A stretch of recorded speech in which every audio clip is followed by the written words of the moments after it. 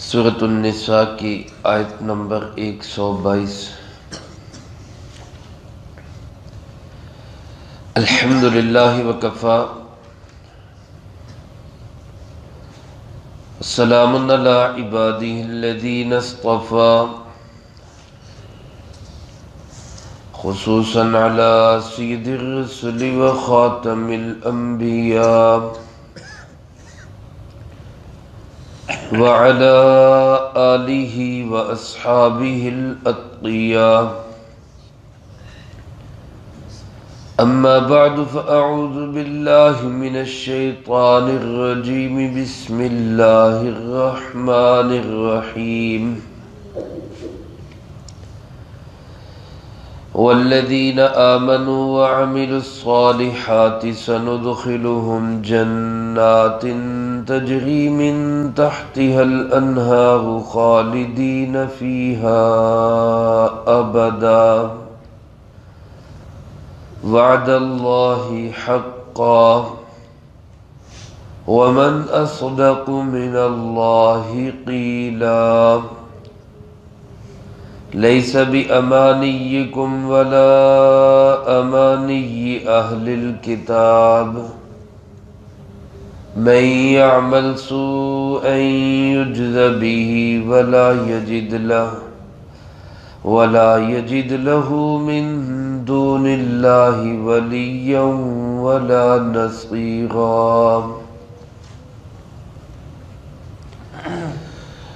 والذين آمنوا وعملوا الصالحات،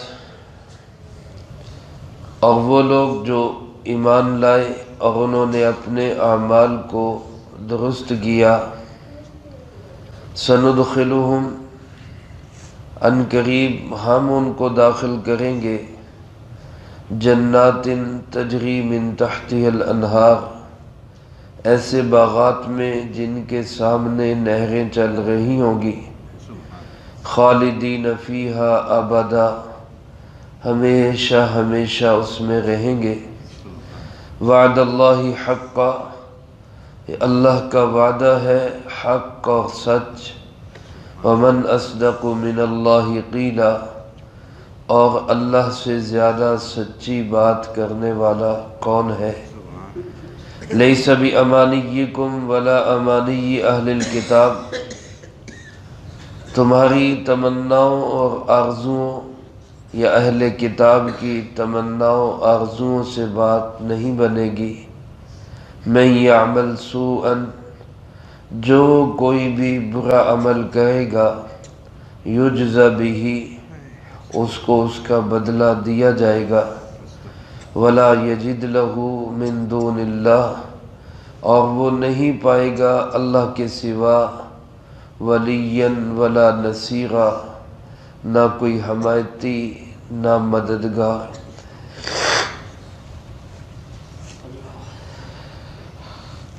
اس سے پہلی آیات مبارکہ میں اللہ رب العالمین نے شیطان کے پجاریوں کا انجام بتایا تھا، جو شیطان کے پیچھے چلیں گے ان کا انجام یہ ہوگا کہ وہ جہنم میں جائیں گے اور ہمیشہ جہنم میں رہیں گے، وہاں سے خلاصی کا کوئی راستہ نہیں ملے گا۔ اللہ پاک ہم سب کی اس سے حفاظت فرمائے۔ ان آیات مبارکہ میں سے پہلی آیت مبارکہ میں اللہ پاک نے ایمان والوں کے بہترین اعزاز کا ذکر کیا ہے۔ اللہ پاک ایمان والوں کو کیسا خوبصورت اعزاز عطا فرمائیں گے۔ فرمایا والذین آمنوا وعملوا الصالحات، جو لوگ ایمان لائے اور انہوں نے اپنے اعمال کو سنوارا، درست کیا، اچھا بنایا۔ ایمان میں میرے عزیز دوستو ساری ایمانیات داخل ہے۔ اللہ پہ ایمان لانا، اللہ کے تمام انبیاء علیہ السلام پہ ایمان لانا، جن کے پہلے حضرت سیدنا آدم علیہ السلام ہے، اور آخری نبی امام الانبیاء سید الانبیاء خاتم الانبیاء جناب محمد مصطفیٰ صلی اللہ علیہ وآلہ وسلم، فرشتوں پہ ایمان، کتابوں پہ ایمان، قیامت پہ ایمان، مرنے کے بعد دوبارہ جی اٹھنے پہ ایمان، جنت ہے، جہنم ہے، حضرت عیسیٰ علیہ السلام اللہ کے بندے اور رسول ہیں، یہ ساری چیزیں ایمانیات میں داخل ہیں۔ ان ساری چیزوں پہ ایمان رکھنے والا ہی مومن کہلائے گا۔ ان میں سے کسی ایک چیز کا انکار کرنے والا وہ مومن نہیں کہلائے گا۔ مثلا اللہ کو مانتا ہے، اللہ کے نبیوں کو نہیں مانتا، سارے نبیوں کو مانتا ہے، امام الانبیاء، سید الانبیاء، خاتم الانبیاء جناب محمد مصطفیٰ صلی اللہ علیہ وآلہ وسلم کو اللہ کا آخری نبی نہیں مانتا، قیامت کو نہیں مانتا، باقی ساری چیزوں پہ ایمان ہے، جنت جہنم کو نہیں مانتا، باقی ساری چیزوں پہ ایمان ہے، ایسا شخص جو ہے وہ مومن نہیں سمجھا جا سکتا۔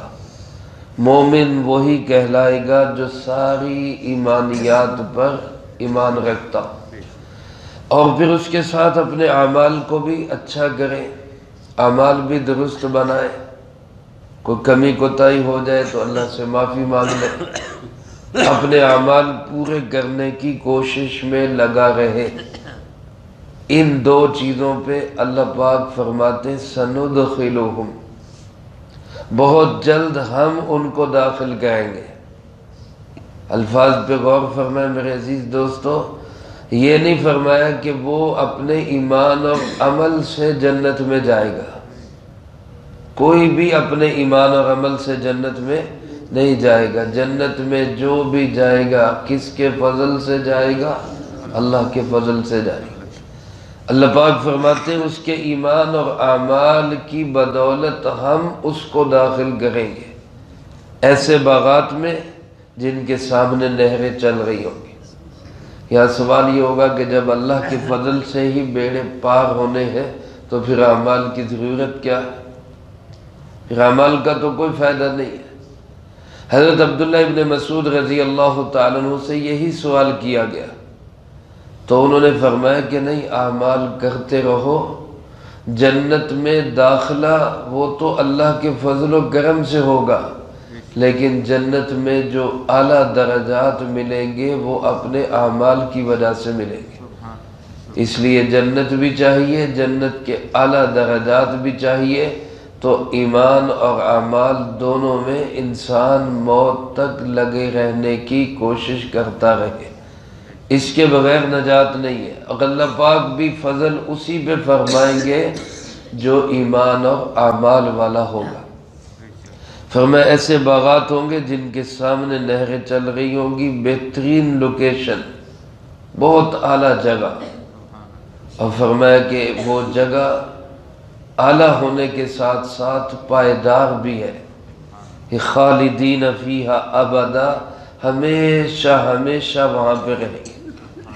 جنت میں ہمیشہ کی صحت، ہمیشہ کی جوانی، ہمیشہ کی نعمتیں، ہمیشہ کی زندگی، ایسی صحت ہے جس کے اوپر بیماری کی کوئی پرچھائی نہیں ہے، ایسی جوانی ہے جس پہ سامنے بڑھاپے کا کوئی سایہ نہیں ہے، اور ایسی نعمتیں ہیں جن کے چھن جانے کا کوئی خطرہ، کوئی خدشہ نہیں ہے، اور ایسی زندگی ہے جس کے راستے میں کوئی موت نہیں ہے۔ پھر عزیز دوستو، یہ ہمیشہ کی زندگی ہمارے لیے تیار کر رکھی ہے کس نے؟ اللہ رب العالمین نے۔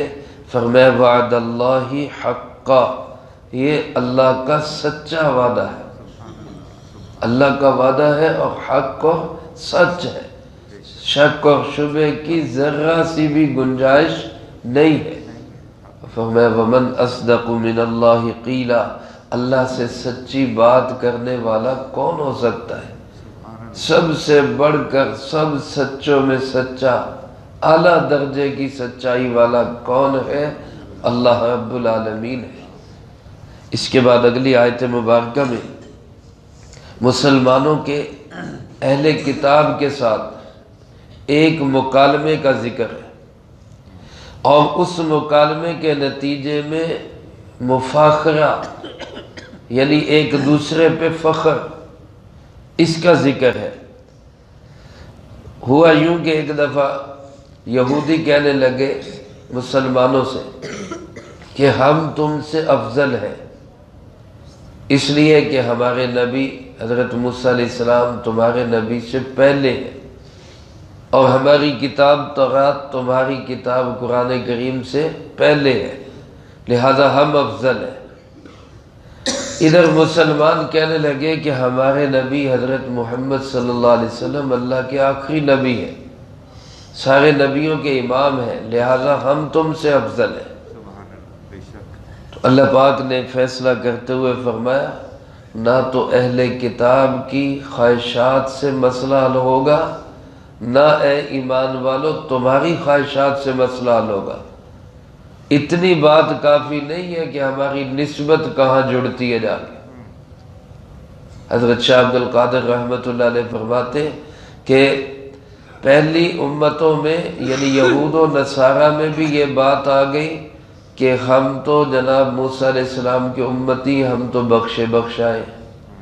عیسائیوں میں بھی یہ بات آ گئی تھی کہ ہم تو عیسیٰ علیہ السلام کے امتی، ہم تو بخشے بخشائے۔ فرما رہے کہ بدقسمتی سے ہم مسلمانوں میں بھی یہ بات سرایت کر گئی ہے کہ ہم تو حضور کے امتی، ہم تو پکے ٹھکے جنتی ہیں۔ اللہ پاک فرماتے تمہاری تمناؤں اور آرزوؤں سے مسئلہ حل نہیں ہوگا۔ لیس بامانیکم ولا امانی اہل الکتاب، نہ تو تمہاری خواہشات کام آئیں گی نہ اہل کتاب کی خواہشات کام آئیں گی۔ خالی کھلی نسبتوں کا کوئی فائدہ نہیں، اپنے اعمال بھی درست کرنے ہوں گے، اپنے عقائد بھی درست کرنے ہوں گے۔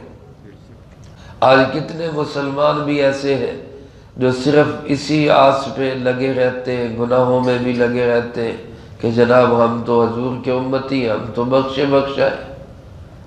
کچھ لوگ کہتے ہیں جناب ہم تو حضرت سیدنا حسین ابن علی رضی اللہ تعالیٰ عنہما کے ماننے والے ہیں، لہذا ہم تو پکے ٹھکے جنتی۔ اور کچھ اپنی نسبتیں کہیں جوڑ کر، کسی بزرگوں سے جوڑ کر وہ کہتے ہیں نہیں فلاں ہمیں بچا لے گا، فلاں ہمیں بچا لے گا۔ اللہ پاک نے واضح فرما دیا کسی کی امیدوں، تمناؤں، آرزوؤں سے مسئلہ حل نہیں ہوگا۔ من یعمل سوءا یجز بہ، جو کوئی بھی برا عمل کرے گا اس کو اس کا وبال چکھنا پڑے گا، چاہے یہودی ہو، چاہے عیسائی ہو، چاہے مسلمان ہو، چاہے مسلمانوں کے کسی بھی گروہ اور فرقے سے تعلق رکھتا ہو۔ من عموم کے لیے ہے۔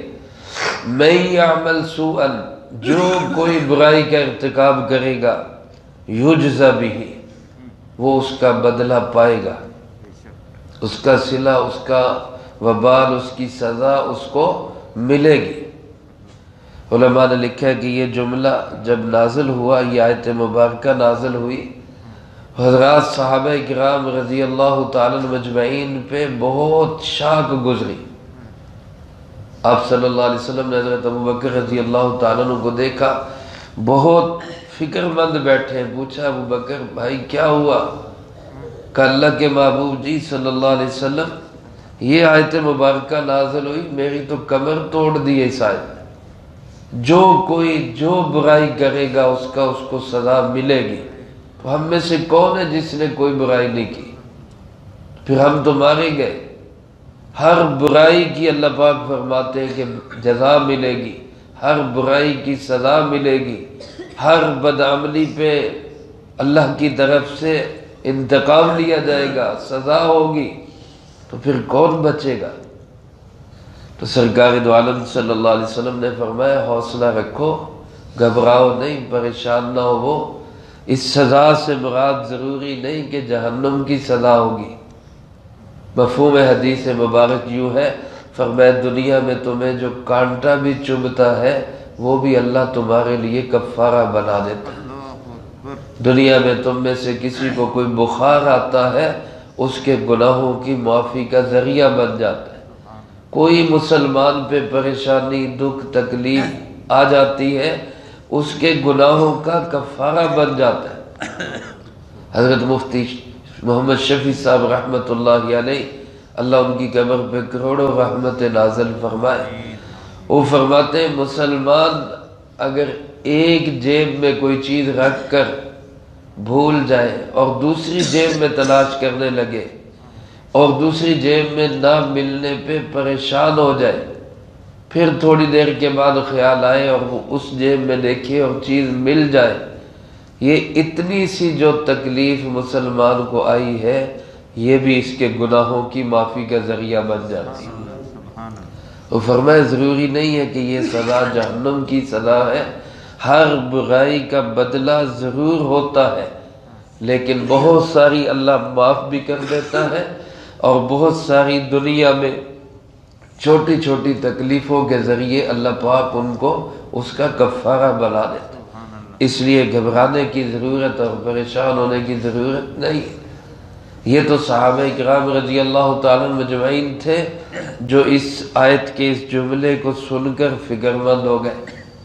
ایک ہماری کیفیت ہے، ہم گناہوں سے ڈوبے ہوئے، لتڑے ہوئے، گندے، اور ہمیں پرواہ بھی کبھی نہیں ہوتی کیا ہوگا، کیا بنے گا ہمارا۔ تو میرے بھائیو روز اللہ سے توبہ کریں، روز اللہ سے معافی مانگیں، روز اللہ سے استغفار کریں۔ فرمایا اللہ پاک دن کو نکالتا ہے تاکہ رات بھر گناہ کرنے والا دن کو توبہ کر لے، پھر رات کو لاتا ہے تاکہ دن بھر گناہ کرنے والا رات کو توبہ کر لے۔ ہر دن ہر رات اللہ سے معافی مانگی جائے، اللہ ہم سب کے تمام گناہوں کو معاف فرمائے۔ ورنہ فرمایا جو کوئی جس برائی کا ارتکاب کرے گا اس کا یہ نہیں دیکھا جائے گا نسبت کہاں جڑتی ہے، اس کا خاندان کیا ہے، یہ کس نبی کا امتی ہے۔ برائی کا ارتکاب کرنے والے کو اس کی برائی کا بھگتان کرنا پڑے گا۔ اور فرمایا وَلَا يَجِدُونَ لَهُ وَلَا يَجِدْ لَهُ مِن دُونِ اللَّهِ، اس شخص کو اللہ کے سوا کوئی نہیں ملے گا، وَلِيًّا وَلَا نَصِيرًا، نہ کوئی حمایتی نہ کوئی مددگار۔ اگر یہ سمجھتا ہے کوئی مجھے چھڑا لے گا، میری حمایت کر لے گا، کوئی مجھے بچا لے گا، کوئی پارٹی، کوئی جتھا، کوئی گروہ، کوئی ہڑتال، کوئی میرے لیے کچھ لوگ اٹھ کھڑے ہوں گے، اللہ پاک فرماتے ملے گا ہی نہیں کوئی۔ اللہ کے مقابلے میں کوئی حمایتی، کوئی مددگار ملے گا ہی نہیں۔ اس لیے میرے عزیز دوستو نسبت بہت اونچی چیز ہے اللہ والوں سے، اللہ کے نبیوں سے علیہم السلام، بالخصوص امام الانبیاء حضرت محمد مصطفیٰ صلی اللہ علیہ وآلہ وسلم کا امتی ہونا بہت بڑا اعزاز ہے، لیکن جتنا بڑا اعزاز ہے اتنے بڑے اس کے تقاضے بھی ہیں، اس کی احتیاط بھی ہے۔